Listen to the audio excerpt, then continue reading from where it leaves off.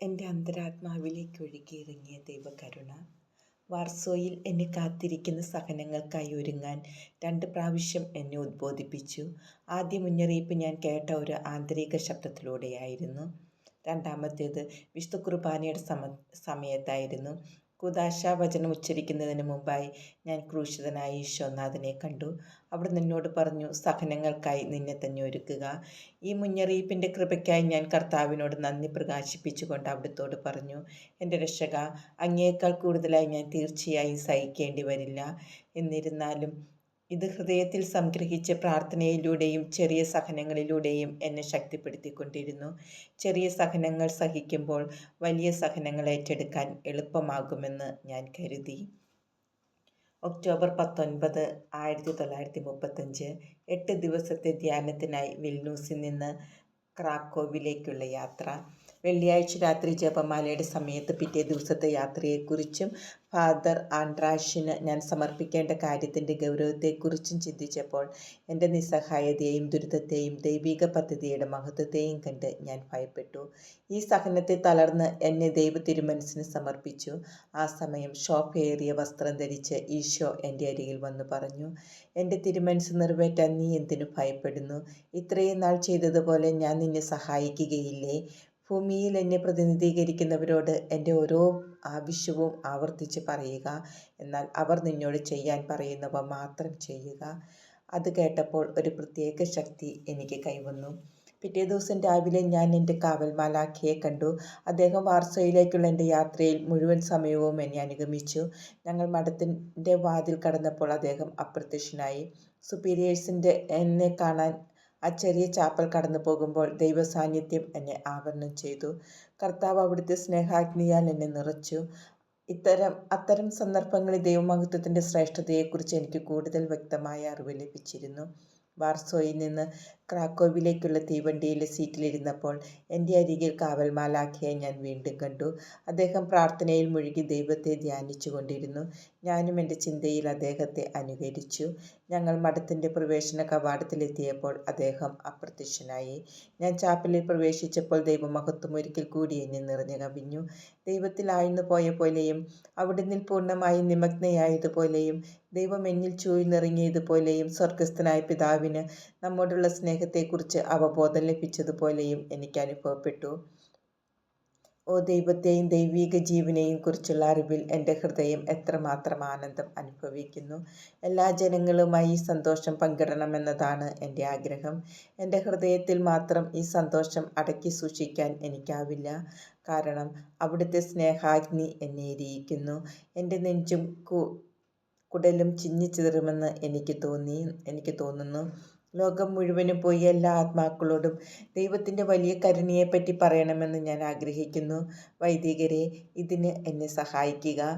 ഏറ്റവും ശക്തമായ ഭാഷയിൽ അവിടുത്തെ കരുണയെ പ്രഘോഷിക്കുക. അവിടുത്തെ കരുണയെ പുകഴ്ത്താൻ ഒരു വാക്കിനും സാധ്യമല്ല. Krakow, October 20, 1935. 8 ദിവസത്തെ ധ്യാനം. നിത്യനായ ദൈവമേ, അങ്ങ് നന്മ മാത്രമാകുന്നു. അങ്ങയുടെ കരുണ മാനുഷികമോ അമാനുഷികമോ ആയ ബുദ്ധിക്ക് അഗ്രാഹ്യമാണ്. അങ്ങെനിക്ക് വെളിപ്പെടുത്തുന്ന വിധത്തിൽ അങ്ങയുടെ തിരുമനസ് നിറവേറ്റാൻ അങ്ങയുടെ ബലഹീനയായ കുഞ്ഞിനെ സഹായിക്കണമേ. ദൈവേഷ്ടം നിറവേറ്റാൻ മാത്രം ഞാൻ ആഗ്രഹിക്കുന്നു. കർത്താവേ, എൻ്റെ ആത്മാവും ശരീരവും മനസ്സും ബുദ്ധിയും ഹൃദയവും എൻ്റെ സ്നേഹവും മുഴുവനും അങ്ങേക്ക് സമർപ്പിക്കുന്നു. അങ്ങയുടെ അനന്തമായ പദ്ധതി അനുസരിച്ച് എന്നെ നയിക്കണമേ. വിശുദ്ധ കുർബാന സ്വീകരണത്തിന് ശേഷം വീണ്ടും എൻ്റെ ആത്മാവ് ദൈവസ്നേഹത്താൽ നിറഞ്ഞു. അവിടുത്തെ മഹത്വത്തിൽ ഞാൻ ആനന്ദിച്ചു. ഇപ്പോൾ ഞാൻ നിറവേറ്റേണ്ടതായ അവിടുത്തെ തിരുമനസ്സും അതേസമയം എൻ്റെ ദുരിതവും ബലഹീനതയും ഞാൻ വ്യക്തമായി മനസ്സിലാക്കുന്നു. അവിടുത്തെ സഹായം കൂടാതെ എനിക്കൊന്നും ചെയ്യാൻ സാധ്യമല്ലെന്ന് ഞാൻ അറിയുന്നു. ധ്യാനത്തിൻ്റെ 2ാം ദിവസം. ഫാദർ ആൻഡ്രാഷിനെ കാണാൻ ഞാൻ സന്ദർശന മുറിയിലേക്ക് പോകുകയായിരുന്നു. കുമ്പസാരക്കൂട്ടിൽ മാത്രമേ രഹസ്യാത്മക നിലനിൽക്കുന്നുള്ളൂ എന്നുള്ളത് എന്നെ ഭയപ്പെടുത്തി. അടിസ്ഥാനമില്ലാത്ത ഒരു ഭയമായിരുന്നു അത്. അതേപ്പറ്റി മദർ സുപ്പീരിയറിൽ നിന്നുള്ള ഒരു വാക്ക് എന്നെ ശാന്തമാക്കി. അതിനിടയിൽ ഞാൻ ചാപ്പലിൽ പ്രവേശിച്ചപ്പോൾ എൻ്റെ അന്തരാത്മാവിൽ ഇങ്ങനെ കേട്ടു: എൻ്റെ അടുത്ത് എങ്ങനെയോ അങ്ങനെ എൻ്റെ പ്രതിനിധിയുടെ മുമ്പിൽ നിനക്ക് തുറവിയും ലാളിത്യവും ഉണ്ടായിരിക്കണമെന്ന് ഞാൻ ആഗ്രഹിക്കുന്നു. അല്ലെങ്കിൽ ഞാൻ നിന്നെ ഉപേക്ഷിച്ചു പോകുകയും നീയുമായി പിന്നെ ബന്ധപ്പെടാതിരിക്കുകയും ചെയ്യും. യഥാർത്ഥത്തിൽ ദൈവം പൂർണ്ണ വിശ്വാസത്തിൻ്റെ വലിയ കൃപ എനിക്ക് തന്നിരുന്നു. ആ സംഭാഷണത്തിന് ശേഷം ഈ കാര്യങ്ങളെ സംബന്ധിച്ച് ആഴമായ സമാധാനത്തിൻ്റെയും വെളിച്ചത്തിൻ്റെയും കൃപ ദൈവം എനിക്ക് പ്രദാനം ചെയ്തു. ഈശോയെ, നിത്യപ്രകാശമേ, എൻ്റെ ബുദ്ധിയെ പ്രകാശിപ്പിക്കണമേ, എൻ്റെ മനസ്സിനെ ശക്തിപ്പെടുത്തണമേ, എൻ്റെ ഹൃദയത്തെ ജ്വലിപ്പിക്കുകയും അങ്ങ് വാഗ്ദാനം ചെയ്തിരിക്കുന്നത് പോലെ എൻ്റെ കൂടെ ആയിരിക്കുകയും ചെയ്യണമേ. എന്തെന്നാൽ അങ്ങേ കൂടാതെ ഞാൻ ഒന്നുമല്ല. ഞാൻ എത്ര ബലഹീനയാണെന്ന് അങ്ങ് അറിയുന്നല്ലോ. ഞാനിത് അങ്ങയോട് പറയേണ്ട ആവശ്യമില്ല. എന്തെന്നാൽ ഞാൻ എത്ര നികൃഷ്ടയാണെന്ന് അങ്ങ് നല്ലതുപോലെ അറിയുന്നു. അങ്ങിലാണ് എൻ്റെ ശക്തി മുഴുവനും സ്ഥിതി ചെയ്യുന്നത്. അതിരാവിലെ മുമ്പെങ്ങും കുമ്പസാര ദിവസം. അതിരാവിലെ മുമ്പെങ്ങും അനുഭവിക്കാത്ത ഒരു അസ്വസ്ഥത എൻ്റെ ആത്മാവിൽ ശക്തമായി അനുഭവപ്പെട്ടു. ദൈവം പൂർണ്ണമായും എന്നെ കൈവിട്ടതായി തോന്നി. ഞാൻ തീർത്തും ബലഹീനയായി. പല ചിന്തകളും എന്നിലേക്ക് കടന്നു വന്നു. എന്നെ സ്നേഹിക്കുന്ന സിസ്റ്റേഴ്സും സുപ്പീരിയേഴ്സുമുള്ള ഈ മഠം വിട്ട് ഞാൻ എന്തിനു പോകണം? നിത്യവ്രത വാഗ്ദാനം ചെയ്ത് യാതൊരു പ്രയാസവും കൂടാതെ എൻ്റെ ചുമതലകൾ അനുഷ്ഠിച്ച് ശാന്തമായി എനിക്കിവിടെ ജീവിക്കാമല്ലോ. എൻ്റെ മനസാക്ഷിയിലെ ശബ്ദത്തെ ഞാൻ എന്തിനു വിശ്വസ്തയോടെ കേൾക്കണം, അനുസരിക്കണം? എവിടെ നിന്നോ വരുന്ന ഈ ഉൾപ്രേരണകളെ എന്തിനനുസരിക്കണം? മറ്റു സിസ്റ്റേഴ്സിനെ പോലെ ഞാനും പ്രവർത്തിക്കുന്നതല്ലേ ഉചിതം? ഒരുപക്ഷെ കർത്താവിൻ്റെ വാക്കുകളെ അവഗണിച്ച് അടിച്ചമർത്താം. അന്ത്യവിധി ദിവസം ദൈവത്തോട് ഇതിനുത്തരം പറയേണ്ടി വരികയില്ലായിരിക്കും. ഈ ആന്തരിക ശബ്ദം എന്നെ എവിടേക്ക് നയിക്കും? ഞാനതനുസരിച്ചാൽ എത്രമാത്രം വലിയ പ്രയാസങ്ങളും ദുരിതങ്ങളും പ്രതികൂലങ്ങളും അനുഭവിക്കേണ്ടി വരും. ഞാൻ ഭാവിയെ ഭയപ്പെടുന്നു. ഇപ്പോൾ ഞാൻ തീവ്രവേദന അനുഭവിക്കുന്നു. ആ ദിവസം മുഴുവൻ ഈ സഹനം ഒരേ തീവ്രതയിൽ തുടർന്നു. വൈകുന്നേരം എൻ്റെ കുമ്പസാരത്തിൻ്റെ സമയമായി. ദീർഘനേരം ഞാൻ ഒരുങ്ങിക്കൊണ്ടിരുന്നെങ്കിലും ഒരു മുഴുവൻ കുമ്പസാരം നടത്താൻ സാധിച്ചില്ല. എന്നിൽ എന്താണ് സംഭവിക്കുന്നതെന്നറിയാതെ ഞാൻ പാപപ്പൊറുതി വാങ്ങി മടങ്ങിപ്പോന്നു. കിടക്കാൻ പോയപ്പോൾ സഹനം വീണ്ടും വർദ്ധിച്ചു. കുറച്ചുകൂടി ശരിയായി പറഞ്ഞാൽ എൻ്റെ ഹൃദയത്തിൻ്റെ രഹസ്യ അറകളിലേക്കും മജ്ജയിലേക്കും തുളഞ്ഞു കയറുന്ന മിന്നൽ പിണർ പോലെ എൻ്റെ ആത്മാവിൻ്റെ എല്ലാ സിദ്ധികളിലേക്കും തുളച്ചു കയറുന്ന അഗ്നിയായി അത് രൂപാന്തരപ്പെട്ടു. ഈ സഹനം മൂലം എനിക്കൊന്നും ചെയ്യാൻ സാധിച്ചില്ല. കർത്താവേ, അങ്ങയുടെ തിരുവിഷ്ടം നിറവേറട്ടെ. ചില സമയത്ത് ഈ വാക്കുകൾ പോലും എനിക്ക് ചിന്തിക്കുവാനാകുമായിരുന്നില്ല. യഥാർത്ഥത്തിൽ ഒരു മാരകമായ ഭയം എന്നെ ഗ്രസിച്ചു. നരകാഗ്നി എന്നെ സ്പർശിച്ചിരുന്നു. നേരം വെളുത്തപ്പോൾ എല്ലാം ശാന്തമായി. കണ്ണിമയ്ക്കുന്ന നേരം കൊണ്ട് എല്ലാം അപ്രത്യക്ഷമായി. എന്നാൽ പേടിച്ച് തീർത്തും അവശയായിരുന്നതിനാൽ എനിക്ക് അനങ്ങാൻ പോലും സാധിച്ചില്ല. മദർ സുപ്പീരിയറിനോട് സംസാരിച്ചു കൊണ്ടിരുന്നപ്പോൾ അല്പാൽപമായി എൻ്റെ ശക്തി തിരിച്ചു വന്നു. എന്നാൽ ആ ദിവസം മുഴുവൻ ഞാൻ എത്ര സഹിച്ചുവെന്ന് ദൈവത്തിന് മാത്രമറിയാം. ഓ നിത്യസത്യമേ, മാംസം ധരിച്ച വചനമേ, പിതാവിൻ്റെ തിരുമനസ് അങ്ങ് വിശ്വസ്തയോടെ നിറവേറ്റിയല്ലോ. ഞാനിന്ന് അവിടുത്തെ പ്രചോദനങ്ങളുടെ രക്തസാക്ഷിയാകുന്നു. ആന്തരികമായി ഞാൻ അവിടുത്തെ തിരുവിഷ്ടം വ്യക്തമായി അറിയുന്നുണ്ടെങ്കിലും എനിക്ക് എൻ്റേതായ ഒരു മനസ്സില്ലാത്തതിനാൽ അവയൊന്നും ചെയ്യാൻ സാധ്യമല്ല. എല്ലാ കാര്യത്തിലും സുപ്പീരിയേഴ്സിൻ്റെയും കുമ്പസാരക്കാരൻ്റെയും നിർദ്ദേശങ്ങൾക്ക് ഞാൻ കീഴ്പ്പെടുന്നു. പ്രതിനിധിയിലൂടെ അങ്ങ് ചെയ്യാൻ അനുവദിക്കുന്ന തിരുവിഷ്ടങ്ങൾ മാത്രം ഞാൻ നിറവേറ്റുന്നു. ഓ എൻ്റെ ഈശോയെ, അങ്ങ് എന്നോട് സംസാരിക്കുന്ന ശബ്ദത്തിനുപരി സഭയുടെ ശബ്ദത്തിന് മുൻഗണന നൽകുന്നതിനാൽ ഇത്ര മാത്രമേ എനിക്ക് സാധിക്കൂ. വിശുദ്ധ കുർബാന സ്വീകരണത്തിന് ശേഷം പതിവ് പോലെ ഞാൻ ഈശോയെ കണ്ടു. അവിടുന്ന് എന്നോട് ഇപ്രകാരം പറഞ്ഞു: എൻ്റെ തോളിൽ നിൻ്റെ ശിരസ്സ് അണച്ച് ആശ്വസിച്ച് നിൻ്റെ ശക്തി വീണ്ടെടുക്കുക. ഞാൻ എപ്പോഴും നിൻ്റെ കൂടെയുണ്ട്. എൻ്റെ പദ്ധതികൾ നിർവഹിക്കാൻ ഇപ്രകാരം ബലഹീനരായ സൃഷ്ടികളെയാണ് ഞാൻ ഉപയോഗിക്കുന്നതെന്ന് എൻ്റെ ഹൃദയത്തിൻ്റെ സ്നേഹിതനോട് പറയുക. കുറച്ച് സമയത്തിന് ശേഷം എൻ്റെ ആത്മാവ് വലിയ ശക്തിയാൽ ബലപ്പെട്ടു. നീ എന്താണെന്ന് അവൻ മനസ്സിലാക്കാനാണ് നിന്റെ കുമ്പസാരത്തിൽ നിന്റെ ബലഹീനതകളെ ഞാൻ അവന് വെളിപ്പെടുത്തിയതെന്ന് അവനോട് പറയുക. ധൈര്യപൂർവ്വം പൊരുതുന്ന ഓരോ യുദ്ധവും എനിക്ക് ആനന്ദവും വെളിച്ചവും ഭാവിയിലേക്ക് ധൈര്യവും അനുഭവജ്ഞാനവും ദൈവത്തിന് ബഹുമാനവും മഹത്വവും അവസാനം എനിക്ക് പ്രതിഫലവും നൽകുന്നു. ഇന്ന് മിശിഹായുടെ രാജ്യത്വ തിരുനാൾ, ഒക്ടോബർ 27, 1935. വിശുദ്ധ ബലിയുടെ സമയത്ത് ഈശോ എല്ലാ ഹൃദയങ്ങളിലും രാജാവായി വാഴാനും എല്ലാ ആത്മാക്കളും ദൈവകൃപയാൽ പ്രകാശിതരാകാനും ഞാൻ തീക്ഷ്ണമായി പ്രാർത്ഥിച്ചു. ഛായാചിത്രത്തിൽ കാണുന്നത് പോലെ ഈശോയെ ഞാൻ അപ്പോൾ കണ്ടു. അവിടുന്ന് എന്നോട് പറഞ്ഞു, എൻ്റെ മകളെ, വിശ്വസ്തയോടെ എൻ്റെ ആഗ്രഹങ്ങൾ നിറവേറ്റിക്കൊണ്ട് എനിക്ക് വലിയ മഹത്വം നൽകുക.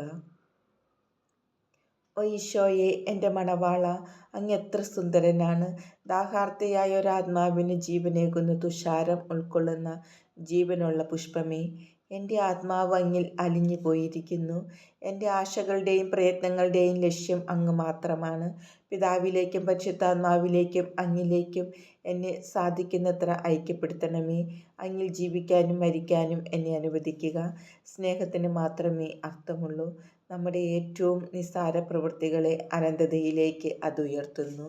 എൻ്റെ ഈശോയെ, സത്യമായും അങ്ങയെ കൂടാതെ എങ്ങനെ ജീവിക്കുമെന്ന് എനിക്കറിഞ്ഞുകൂടാ. എൻ്റെ ആത്മാവ് അങ്ങയുടേതുമായി വിളക്കപ്പെട്ടിരിക്കുന്നു. ആർക്കും അത് യഥാർത്ഥത്തിൽ മനസ്സിലാക്കാൻ സാധ്യമല്ല. മറ്റുള്ളവരിൽ അങ്ങയെ കാണണമെങ്കിൽ അവൻ ആദ്യം അങ്ങിൽ ജീവിക്കേണ്ടിയിരിക്കുന്നു. Krakow, October 25, 1935. ധ്യാനത്തിലെടുത്ത തീരുമാനങ്ങൾ. എല്ലാ കാര്യങ്ങളിലും, പ്രത്യേകിച്ച് കർത്താവിൻ്റെ ഉൾപ്രേരണകളുടെയും ആവശ്യങ്ങളുടെയും കാര്യങ്ങളിൽ, എൻ്റെ കുമ്പസാരക്കാരൻ്റെയും മഠാധികാരികളുടെയും അനുവാദം കൂടാതെ ഞാൻ ഒന്നും ചെയ്യുന്നതല്ല. എൻ്റെ എല്ലാ ഒഴിവു സമയങ്ങളും എൻ്റെ ആത്മാവിൽ വസിക്കുന്ന ദിവ്യ അതിഥിയുടെ കൂടെ ചെലവഴിക്കും. ഈശോയ്ക്ക് എൻ്റെ ഹൃദയത്തിൽ വിശ്രമിക്കാൻ വേണ്ടി എൻ്റെ ആന്തരികവും ബാഹ്യവുമായ നിശബ്ദത കാത്തുപാലിക്കും. എന്നെ തന്നെ മറന്നുകൊണ്ട് മറ്റു സിസ്റ്റേഴ്സിനെ പ്രീതിപ്പെടുത്തുകയും ശുശ്രൂഷിക്കുകയും സഹായിക്കുകയും ചെയ്യുന്നതായിരിക്കും എൻ്റെ ഏറ്റവും മധുരതരമായ വിശ്രമം. വിമർശിക്കപ്പെടുമ്പോൾ വിശദീകരണം നൽകുകയോ സ്വയം ന്യായീകരിക്കുകയോ ഇല്ല. മറ്റുള്ളവരുടെ ഇഷ്ടം പോലെ എന്നെ വിധിക്കട്ടെ. വിശ്വസിച്ചെല്ലാം തുറന്നു പറയുന്ന എൻ്റെ ഏക മിത്രം ഈശോ മാത്രമാണ്. ദിവ്യകാരുണ്യവും എൻ്റെ കുമ്പസാരക്കാരനായ അവിടുത്തെ പ്രതിനിധിയും. ശാരീരികവും ആത്മീയവുമായ സഹനത്തിൻ്റെ നടുവിലും അന്ധകാരത്തിലും ഏകാന്തതയിലും ഒരു പ്രാവിനെ പോലെ പരാതി കൂടാതെ ഞാൻ നിശബ്ദയായിരിക്കും. നിർഭാഗ്യരായ ആത്മാക്കൾക്ക് കരുണ ലഭിക്കാൻ ഞാൻ അവിടുത്തെ പാദാന്തികത്തിൽ എന്നെ നിരന്തരം ശൂന്യവൽക്കരിക്കും. അങ്ങയുടെ കരുണക്കടലിൽ എൻ്റെ എല്ലാ ഇല്ലായ്മകളും മുക്കിക്കളയും.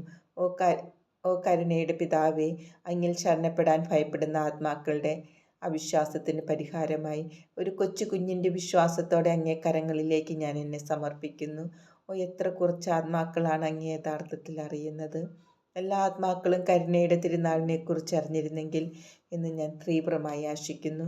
കരുണയാണ് അങ്ങേ പ്രവൃത്തികളുടെ മകുടം. ഏറ്റവും വാത്സല്യമുള്ള ഒരു അമ്മയുടെ സ്നേഹം കൊണ്ട് അങ്ങ് എല്ലാവരെയും പരിപാലിക്കുന്നു. Krakow, October 27, 1935. ഫാദർ ആൻഡ്രാഷ്. ആത്മീയ ഉപദേശം. മഠാധികാരികളുടെ അനുവാദം കൂടാതെ ഒന്നും ചെയ്യാതിരിക്കുക. ഈ കാര്യങ്ങളെക്കുറിച്ച് നല്ലപോലെ ചിന്തിക്കുകയും വളരെ പ്രാർത്ഥിക്കുകയും ചെയ്യുക. ഇവയെക്കുറിച്ച് വളരെ ജാഗ്രതയുണ്ടായിരിക്കണം. എന്തെന്നാൽ സിസ്റ്റർ, നിങ്ങളുടെ ഇപ്പോഴത്തെ അവസ്ഥയിൽ ദൈവത്തിരുമനസ്സ് വളരെ നിശ്ചയവും വ്യക്തവുമാണ്. കാരണം ഈ സഭാ സമൂഹത്തോട് നിത്യവ്രതത്താൽ നീ ബന്ധിതയാണ്. അതിനാൽ ഒരു സംശയവും ഉദിക്കുന്നില്ല. സിസ്റ്റർ, ഒരു പദ്ധതിയുടെ സൂചനകൾ മാത്രമാണ് നീ ആന്തരികമായി അനുഭവിക്കുന്നത്. കർത്താവിന് ഇതിൽ ഭേദഗതികൾ വരുത്താൻ സാധിക്കും. എന്നാൽ വളരെ വിരളമായി മാത്രമാണ് അപ്രകാരം സംഭവിക്കുന്നത്. വളരെ കൃത്യമായ അറിവ് ലഭിക്കുന്നതുവരെ സിസ്റ്റർ ധൃതി കൂട്ടരുത്. ദൈവത്തിൻ്റെ പ്രവൃത്തികൾ സാവധാനത്തിലാണ് മുന്നോട്ട് പോകുന്നത്. എന്നാൽ ഇവ ദൈവത്തിൽ നിന്നാണെങ്കിൽ നിനക്കത് വളരെ വ്യക്തമായി മനസ്സിലാക്കാൻ കഴിയും. അല്ലെങ്കിൽ അവ അപ്രത്യക്ഷമാകും. അനുസരിക്കുന്നതായാൽ നിനക്ക് വഴിതെറ്റുകയില്ല. നിന്റെ കുമ്പസാരക്കാരനോടെല്ലാം തുറന്നു പറയുക. അദ്ദേഹത്തെ അന്ധമായി അനുസരിക്കുക. എല്ലാം വ്യക്തമാകുന്നതുവരെ, അതായത് എല്ലാം തീരുമാനിക്കപ്പെടുന്നതുവരെ തൽക്കാലം സിസ്റ്റർ സഹനങ്ങൾ സ്വീകരിക്കുക എന്നതല്ലാതെ മറ്റൊന്നും ഇപ്പോൾ ചെയ്യാനില്ല. ഈ കാര്യങ്ങളെക്കുറിച്ച് നിനക്ക് നല്ലവണ്ണം അറിയാമല്ലോ. അതിനാൽ എളിമയിലും അനുസരണയുടെ അരൂപിയിലും തുടരുക. ഇത് നല്ല ഒരടയാളമാണ്. ഈ മനോഭാവത്തിൽ നീ തുടരുകയാണെങ്കിൽ തെറ്റിലേക്ക് വീഴാൻ ദൈവം നിന്നെ അനുവദിക്കുകയില്ല. എങ്കിലും സാധിക്കുന്നിടത്തോളം ഈ വക കാര്യങ്ങളിൽ നിന്ന് അകന്നു നിൽക്കുക. എന്നാൽ അവ പിന്നെയും നിന്നെ ശല്യപ്പെടുത്തുന്നെങ്കിൽ സമചിത്തതയോടെ സ്വീകരിക്കുക. ഒന്നിനെയും ഭയപ്പെടരുത്. നല്ല ദൈവത്തിൻ്റെ ശക്തമായ കരങ്ങളിലാണ് നീയെന്ന് മനസ്സിലാക്കുക. നീ എന്നോട് പറഞ്ഞതിലൊന്നും വിശ്വാസത്തിനെതിരായ എന്തെങ്കിലുമോ മായാദർശനങ്ങളോ ഞാൻ കാണുന്നില്ല. ഇവയെല്ലാം അതിൽ തന്നെ നന്മയുള്ളവയാണ്. ലോകത്തിനു വേണ്ടി ദൈവസന്നിധിയിൽ യാചിക്കുന്ന ഒരു സമൂഹമുണ്ടായിരിക്കുക എന്നത് തീർച്ചയായും നല്ല കാര്യമാണ്. കാരണം നമുക്കെല്ലാം പ്രാർത്ഥന ആവശ്യമാണ്. നിനക്കൊരു നല്ല ആത്മീയ നേതാവുണ്ടല്ലോ, അവനോടൊത്തായിരിക്കുക, സമാധാനപ്പെടുക, ദൈവത്തിരുമനസ് വിശ്വസ്തയോടെ നിറവേറ്റുക, നിന്നോട് ആവശ്യപ്പെടുന്ന ചുമതലകൾ എപ്പോഴും നിറവേറ്റുക. എത്ര എളിമപ്പെടുത്തുന്നതും ബുദ്ധിമുട്ടേറിയതുമാണെങ്കിലും നിർദ്ദേശിക്കപ്പെടുന്ന രീതിയിൽ അവ ചെയ്യുക. എപ്പോഴും അവസാനത്തെ സ്ഥാനം തിരഞ്ഞെടുക്കുക. അപ്പോൾ അവർ തന്നെ നിന്നോട് പറയും, മുമ്പോട്ട് കയറി വരിക. ഭവനം മുഴുവനിലും സഭാസമൂഹം മുഴുവനിലും വച്ച് സ്വഭാവത്തിലും അരൂപിയിലും ഏറ്റവും താഴ്ന്നവളായി സ്വയം കരുതുക. എല്ലാറ്റിലും എല്ലായ്പ്പോഴും ദൈവത്തോട് ഏറ്റവും വിശ്വസ്തതയുള്ളവളായിരിക്കുക. ഓ എൻ്റെ ഈശോയെ, എൻ്റെ എല്ലാ ജീവിത സാഹചര്യങ്ങളിലും സഹിക്കാനും അങ്ങേ സ്നേഹാഗ്നി ജ്വാലയാൽ എരിയാനും ഞാൻ ആഗ്രഹിക്കുന്നു. ഞാൻ അങ്ങയുടേതാണ്, പൂർണ്ണമായും അങ്ങയുടേതാണ്. അങ്ങിൽ അപ്രത്യക്ഷയാകാൻ ഞാൻ ആശിക്കുന്നു. ഓ ഈശോയെ, അങ്ങേ ദൈവിക പ്രഭാവത്തിൽ നഷ്ടപ്പെട്ടു പോകാൻ ഞാൻ ആഗ്രഹിക്കുന്നു. ഓ നാഥ, അങ്ങേ സ്നേഹത്താൽ അങ്ങെന്നെ പിന്തുടരുന്നു. സൂര്യകിരണങ്ങൾ പോലെ എൻ്റെ ആത്മാവിൽ തുളച്ചു കയറി എന്നിലെ അന്ധകാരം അങ്ങേ പ്രകാശമായി മാറ്റുന്നു. ഓ അഗ്രാഹ്യമായ ത്രിത്വമേ, അങ്ങിലെരിയുന്ന ബുദ്ധിക്കതീതമായ അഗ്നിയാൽ ഗ്രസിക്കപ്പെട്ട ഒരു ചെറിയ തീപ്പൊരി പോലെ ഞാൻ അങ്ങിൽ ജീവിക്കുന്നുവെന്നത് ഞാൻ വളരെ സ്പഷ്ടമായി അറിയുന്നു. ദൈവത്തെ സ്നേഹിക്കുക എന്നതിനേക്കാൾ വലിയ ആനന്ദം കണ്ടെത്താനാവുകയില്ല. ഈ ഭൂമിയിൽ വച്ച് തന്നെ ദൈവവുമായി ഗാഢമായി ഐക്യപ്പെട്ടുകൊണ്ട് സ്വർഗത്തിലുള്ളവരുടെ സന്തോഷത്തിൻ്റെ മാധുര്യം നമുക്ക് അനുഭവിക്കാം. നമുക്ക് പലപ്പോഴും തീർത്തും അഗ്രാഹ്യവും അസാധാരണവുമായ ഒരൈക്യമാണത്.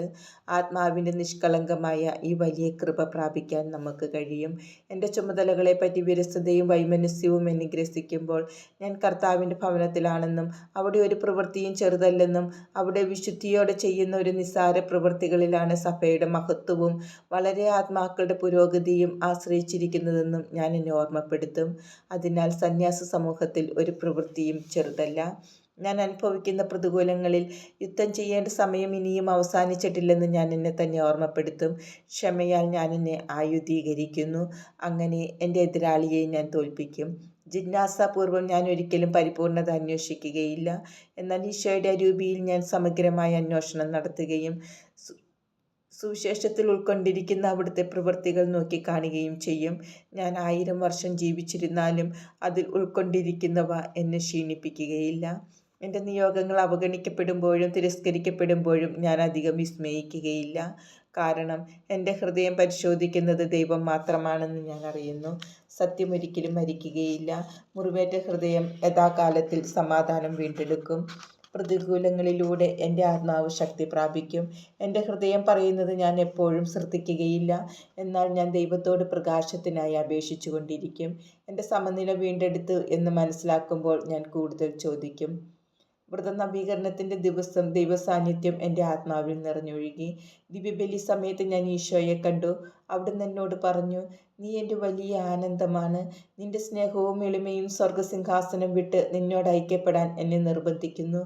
എൻ്റെ മഹത്വവും നിന്റെ ഇല്ലായ്മയും തമ്മിലുള്ള ഗർത്തം സ്നേഹം നികത്തുന്നു. എൻ്റെ ആത്മാവിൽ സ്നേഹം നിറഞ്ഞൊഴുകി. ഞാൻ സ്നേഹക്കടലിൽ മുങ്ങിത്താന്നു. എൻ്റെ ബോധം നഷ്ടപ്പെട്ട് അവിടുന്ന് പൂർണ്ണമായും ഞാൻ ലയിച്ചു ചേർന്നതുപോലെ തോന്നി. ഈശോയെ, എൻ്റെ ഹൃദയം അങ്ങേ ഹൃദയം പോലെ ആക്കണമേ. അല്ലെങ്കിൽ മറ്റ് ഹൃദയങ്ങളുടെ, പ്രത്യേകിച്ച് ദുഃഖിതരുടെയും സഹിക്കുന്നവരുടെയും ആവശ്യങ്ങൾ മനസ്സിലാക്കാൻ അങ്ങേ ഹൃദയത്തിലേക്ക് എൻ്റെ ഹൃദയത്തെ രൂപാന്തരപ്പെടുത്തണമേ. കരുണയുടെ കതിരുകൾ എൻ്റെ ഹൃദയത്തിൽ വസിക്കട്ടെ. വൈകിട്ട് പൂന്തോട്ടത്തിൽ കൂടി ജപമാല ചൊല്ലിക്കൊണ്ട് നടക്കുമ്പോൾ സിമിത്തേരിയിൽ ഞാൻ എത്തി. വാതിൽ പതുക്കെ തുറന്നുകൊണ്ട് കുറച്ചു നേരം പ്രാർത്ഥിച്ച ശേഷം ഞാൻ ആന്തരികമായി അവരോട് ചോദിച്ചു, നിങ്ങൾ നല്ല സന്തോഷത്തിലാണോ? അപ്പോൾ ഞാൻ ഇപ്രകാരം കേട്ടു, ദൈവ തിരുമനസ് നിറവേറ്റിയ അളവിൽ ഞങ്ങൾ സന്തോഷത്തിലാണ്. പിന്നീട് പഴയതുപോലുള്ള നിശബ്ദത. ഞാൻ ചിന്താകുലയായി. ദൈവ തിരുമനസ് ഞാൻ എപ്രകാരമാണ് നിറവേറ്റുന്നതെന്നും ദൈവം തന്നിരിക്കുന്ന സമയം പ്രയോജനപ്പെടുത്തുന്നുണ്ടോ എന്നും ഞാൻ വളരെ നേരം ആത്മശോധന ചെയ്തു. ആ ദിവസം തന്നെ രാത്രിയിൽ ഉറങ്ങാൻ കിടന്നപ്പോൾ ഒരാത്മാവ് എൻ്റെ അരികിൽ വന്ന് മേശയിൽ തട്ടി എന്നെ ഉണർത്തിക്കൊണ്ട് അവൾക്ക് വേണ്ടി പ്രാർത്ഥിക്കാൻ ആവശ്യപ്പെട്ടു. അവൾ ആരാണെന്നറിയാൻ ഞാൻ ആഗ്രഹിച്ചു. എന്നാൽ എൻ്റെ ജിജ്ഞാസയെ അടക്കി ആ പരിത്യാഗം എൻ്റെ പ്രാർത്ഥനയോട് ചേർത്ത് അവൾക്ക് വേണ്ടി കാഴ്ചവെച്ചു. ഒരിക്കൽ വിശുദ്ധ ജീവിതം നയിച്ചിരുന്ന 84 വയസ്സുള്ള രോഗിയായ ഒരു സിസ്റ്ററിനെ സന്ദർശിച്ചപ്പോൾ ഞാൻ അവരോട് ചോദിച്ചു, സിസ്റ്റർ കർത്താവിൻ്റെ മുമ്പിൽ നിൽക്കാൻ തീർച്ചയായും ഒരുങ്ങിക്കാണുമല്ലോ? അവർ മറുപടി പറഞ്ഞു, ഈ അവസാന മണിക്കൂറിന് വേണ്ടി ഞാൻ ജീവിതം മുഴുവൻ ഒരുങ്ങുകയായിരുന്നു. പിന്നീട് അവർ കൂട്ടിച്ചേർത്തു, പ്രായാധിക്യം യുദ്ധത്തിൽ നിന്ന് ആരെയും ഒഴിവാക്കുന്നില്ല. സകല വിശുദ്ധരുടെയും ദിവസത്തിനു മുമ്പ് സന്ധ്യയായപ്പോൾ ഞാൻ സെമിത്തേരിയിൽ പോയി. അത് പൂട്ടിയിരുന്നെങ്കിലും വാതിൽ അല്പം തുറക്കാൻ എനിക്ക് സാധിച്ചു. ഞാൻ പറഞ്ഞു, എൻ്റെ പ്രിയ എളിയ ആത്മാക്കളെ, നിങ്ങൾക്കെന്തെങ്കിലും ആവശ്യമുണ്ടെങ്കിൽ നിയമം എന്നെ അനുവദിക്കുന്ന വിധത്തിൽ നിങ്ങളെ സഹായിക്കാൻ ഞാൻ ആഗ്രഹിക്കുന്നു. അപ്പോൾ ഞാൻ ഇപ്രകാരം കേട്ടു, ദൈവ തിരുമനസ്സ് നിറവേറ്റുക. ദൈവ തിരുമനസ്സ് നിറവേറ്റിയ അളവിലാണ് ഞങ്ങൾക്ക് സന്തോഷം ലഭിച്ചിരിക്കുന്നത്. വൈകിട്ട് ഈ ആത്മാക്കൾ വന്ന് എന്നോട് പ്രാർത്ഥനാ സഹായം ചോദിച്ചു. ഞാൻ അവർക്ക് വേണ്ടി വളരെയധികം പ്രാർത്ഥിച്ചു.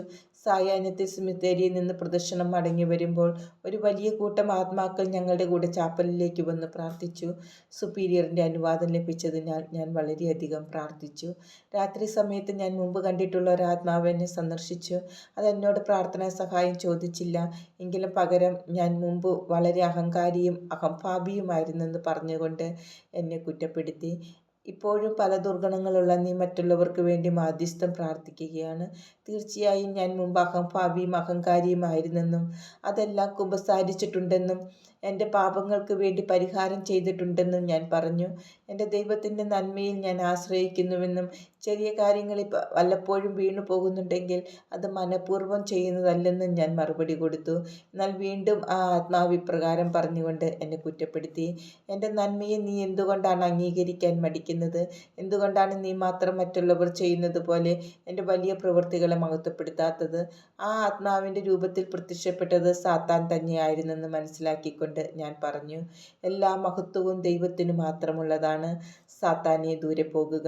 ഒറ്റ നിമിഷം കൊണ്ട് ആ ആത്മാവ് വിവരിക്കാനാവാത്ത വിധം ഭയാനകമായ ഒരു ഗർത്തത്തിൽ പതിച്ചു. സഭ മുഴുവനോടും ഇക്കാര്യം പറയുമെന്ന് ആ നികൃഷ്ടനായ ആത്മാവിനോട് ഞാൻ പറഞ്ഞു.